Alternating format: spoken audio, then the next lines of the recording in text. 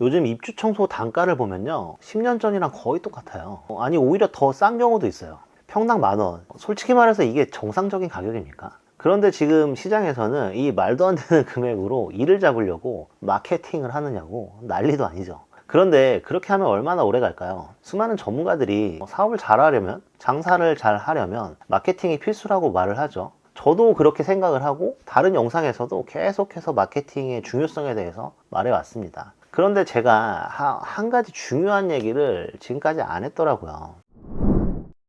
얼마 전에 저랑 조인트 비즈니스를 준비하고 있는 입주 청소를 전문으로 하고 계신 대표님을 만났어요. 시작하신 지는 한 5년 정도 되셨고 부부가 같이 하시는데 이분들은 특별한 마케팅 없이도 계속해서 성장하고 계시더라고요. 그래서 그런지 이분들한테 어떻게 그렇게 잘 되세요? 라고 묻는 사람들이 많대요. 그 중에 20년 경력의 어떤 분이 이렇게 물었답니다. 영업 비밀이 뭐예요? 이 얘기를 듣는 순간 제 머릿속에서는 딱 이 생각이 들었어요.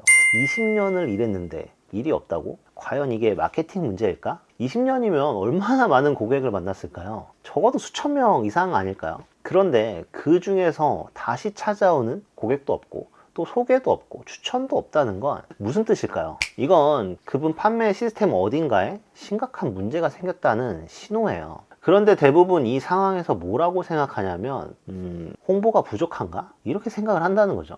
어떻게 마케팅을 해야 할까? 블로그? 유튜브를 해야 하나? 인스타를 해야 하나? 당근을 해야 하나? 이런 상황에서는 뭘 해도 아무 소용이 없어요. 이건 마치 구멍 뚫린 양동이에 물을 계속 붓는 거랑 똑같아요. 아무리 부어도 채워지지가 않겠죠. 진짜 점검해야 될 건 따로 있어요. 상품의 퀄리티, 응대 방식, 사후 관리 등 고객 경험의 전체적인 흐름. 이게 무너지면 마케팅은 약이 아니라 독이 돼요. 예를 하나 들어볼게요. 어떤 음식점이 있어요. 비주얼이 정말 끝내줬어요.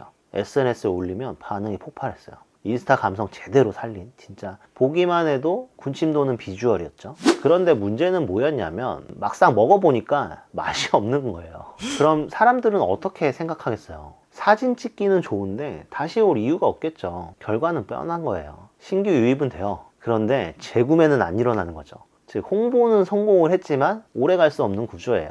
이 업체가 광고를 더 하면 어떻게 될까요? 더 많은 사람들이 실망을 해요. 그리고 그 실망은 리뷰가 되고 댓글이 되고 입소문이 돼요. 마케팅이 오히려 업체를 죽이는 거죠. 반대로 제가 정말로 맛있게 먹은 식당이 있다고 해볼게요.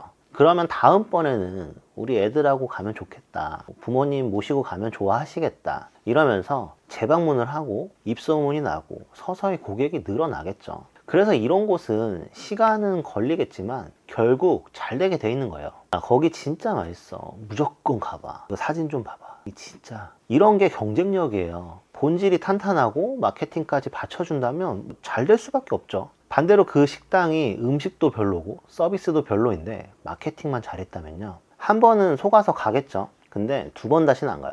그리고 주변에다가 얘기해요. 저기 가지 말라고, 맛대가리 없다고. 마케팅은 사람은 데려올 수 있어도 붙잡아둘 수는 없어요. 붙잡는 건 결국에 본질이에요. 다시 말해서 소개나 재구매가 안 되면 마케팅을 아무리 해도 결국 한계가 와요. 단기적으로는 뭐 매출이 오를 수 있어요. 하지만 장기적으로는 뻔하겠죠. 혹시 그거 아세요? 내 사업의 승패는 고객이 결정한다는 거예요. 아무리 내가 상품이 좋다고 외쳐도 고객이 안 사면 그건 좋은 게 아니에요.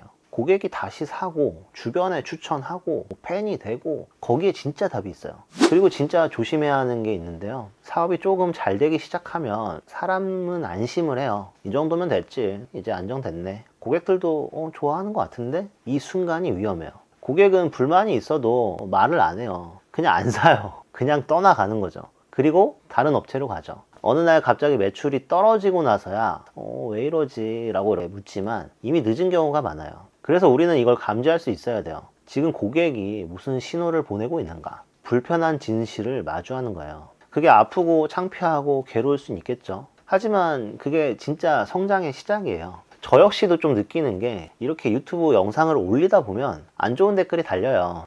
물론 말도 안 되는 개소리도 있지만 피드백으로 받아들여야 할 내용들이 분명히 있거든요. 근데 너무 싫어요. 스트레스도 받고. 그런데 그런 것들을 전부 외면하면 이 채널이 성장할까요? 필요한 부분은 수용을 하고 또 발전시키려고 노력을 해야 이 채널도 발전하겠죠. 그 대표님의 이야기로 돌아가 볼게요. 제가 청소 현장을 처음부터 끝까지 다 지켜봤어요. 청소 퀄리티가 다르더라고요. 보이지 않는 곳까지, 요청하지 않은 그런 부분까지 알아서 체크를 하고 처리를 하시더라고요. 저도 종합청소를 7년을 했고 지금 청소업체를 또 다시 시작했기 때문에 이게 얼마나 어려운 건지 잘 알아요. 그리고 더 놀라운 건 고객과의 소통이었어요. 작업 중간중간 사진을 보내고 상황을 공유하고 고객을 어떤 돈벌이 수단이나 뭐 일감이 아니라 진심으로 좀 대하는 게 느껴지더라고요. 그러다 보니까 고객이 다시 와요. 이사 가면 또 맡겨요. 소개가 이어져요. 5년 만에 특별한 마케팅 없이도 일이 끊기지 않는 이유가 여기 있어요.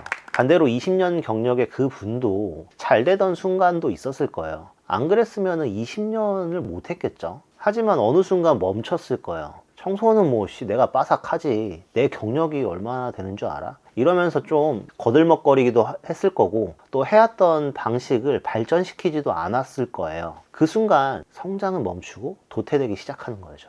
이게 바로 살아남는 사업과 문 닫는 사업의 차이예요. 경력의 차이도 아니고 규모의 차이도 아니죠. 지금 이 순간 얼마나 내가 진심으로 일을 하고 있는지, 얼마나 진정성 있게 소통하고 있는지, 얼마나 계속 점검하고 있는지 그 차이인 거예요. 아무리 거대한 기업도 방심하는 순간에 무너져요. 근데 우리 같은 작은 사업장은 항상 긴장해야죠. 그래서 제가 드리고 싶은 말은 이겁니다. 마케팅이 필요 없다는 게 아니고요. 오히려 마케팅은 반드시 필요합니다. 아무리 청소를 잘해도 아무리 진심으로 일을 해도 사람들이 모르면 아무 일도 일어나지 않으니까요. 다만 중요한 건 마케팅과 본질은 같이 가야 한다는 점이에요. 퀄리티를 완벽하게 만든 다음에 마케팅을 하겠다는 생각은 현실에서는 너무 오래 걸려요. 그래서 마케팅을 하면서 동시에 고객 경험을 계속 점검해야 합니다.